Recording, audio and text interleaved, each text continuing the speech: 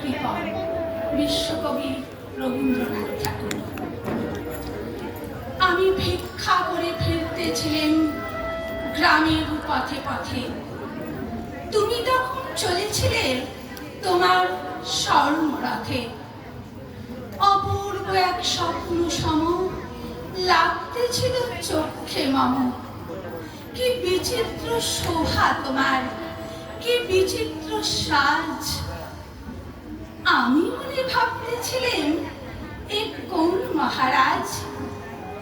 আজি শুভক্ষণে রাত পোহালো, ভেবেছিলেন তবে আজ আমারে দাঁড়ে দাঁড়ে ফিরতে নাহি হবে।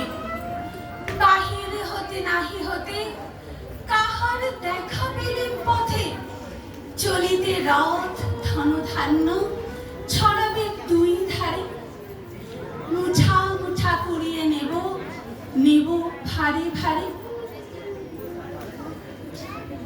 দেখি সহসা রথ থেমে গেল আমার কাছে এসে। আমার মুখ পানি চেয়ে নামলে তুমি হেসে। দেখে মুখের প্রসন্নতা জুড়িয়ে গেল সহজ ব্যথা। হেন কালে কিসের লাগে তুমি অবশ্যা, আমায় কিছু দাও গো বলে বাড়িয়ে দিলে হাত। মরি এই কি কথা রাজাধিরাজ, আমায় দাও গো কিছু। শুনে ক্ষণকালের তরে রইল মাথা নিচু।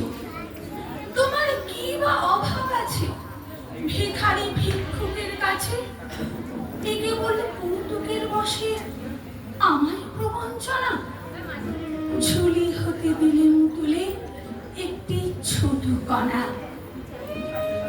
যবে পাত্রখানি ঘরে এনে উজাড় করি, এ কি ভিক্ষা মাঝে একটি ছোট সোনার